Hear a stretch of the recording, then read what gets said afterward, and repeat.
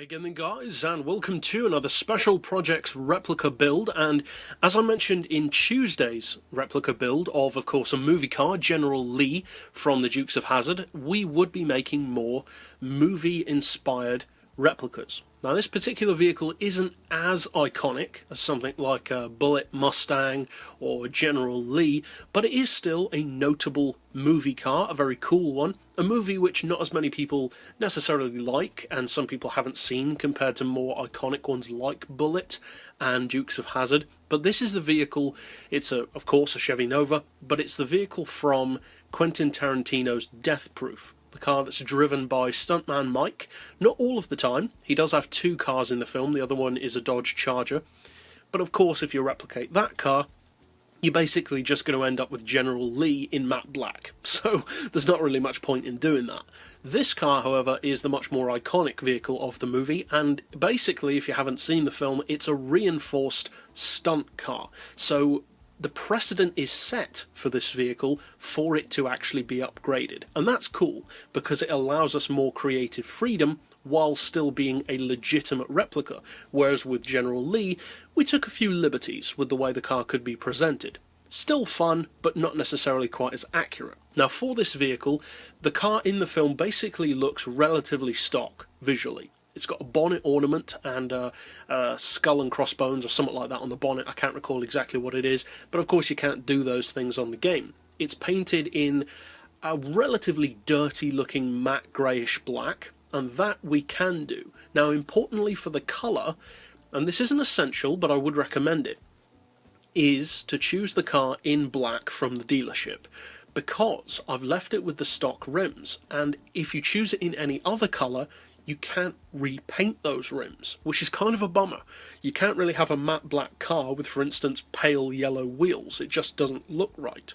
Now, of course, you could change the rims, but then it's less accurate to the movie. So I'd recommend buying the car in black. The actual movie car doesn't have the white roof, which unfortunately we can't do anything about. And then for the colour of the body, you could paint it, say, for instance, a matte black, which you can win from a seasonal event, but I wanted this tune to be as inclusive as possible, so that for people who perhaps haven't done those seasonal events, you can still attain the colour. So the colour that we've gone for is called Nero Nemesis, which actually comes from the Lamborghini Aventador. So it's actually a much easier car to get the colour for than going through the rigmarole of finding the right seasonal event, waiting for the colour to become available, etc, etc. But visually, that's all we've done. We've just painted it black with the factory black rims.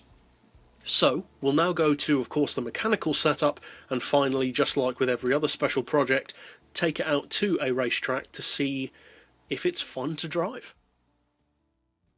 Now, as I said just now, the precedent is there to actually modify this car, and although I wasn't able to find the specs of the exact real movie car, because of course there were more than one used, I believe, for the different stunts, etc., and the spec of them probably, in reality, wouldn't actually have been that different to the stock vehicle. But in the movie, it's represented as being a heavily modified car. Now, it's modified mostly for safety, hence the name Death Proof, and the interior is stripped out and roll caged.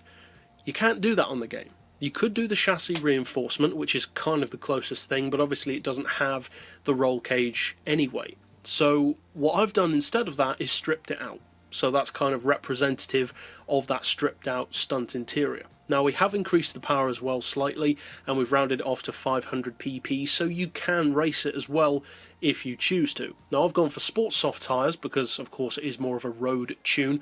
I have, like with General Lee, fitted it with racing brakes, although you don't have to do that.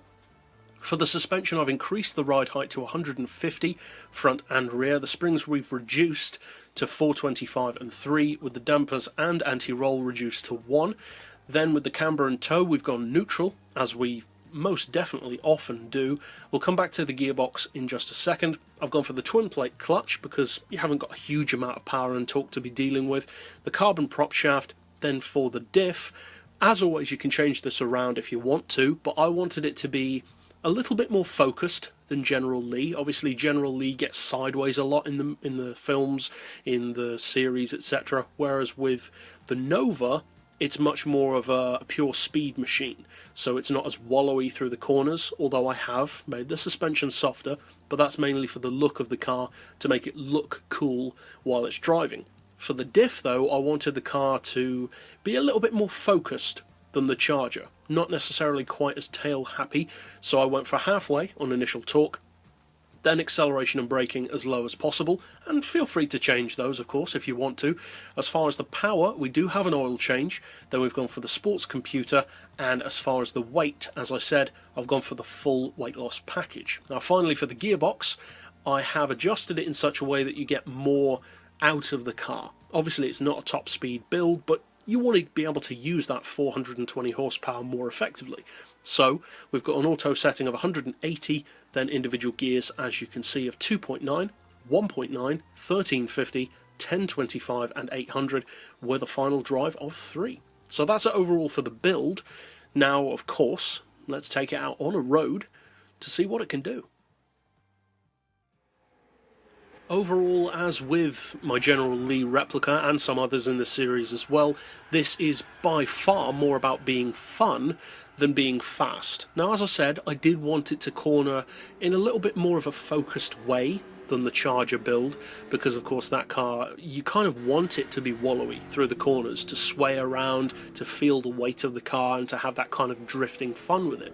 Now with this car, as you can see here in this replay, you can drift this car easily, and it's actually a very good drift machine as well, but it's not as much about that. It's more about being an intimidating car and being, of course in the movie, a completely different machine to the way you use it on the game. But overall, if you do decide to use this build, obviously I hope you find it fun and of course potentially competitive. It is after all 500 pp and it is a good 500 pp car, so if you do decide to use it for that, then obviously I hope you win. But if you'd like to keep up with other builds like this in the future, be sure to slap subscribe down below for that. But for now, as always, thanks for watching.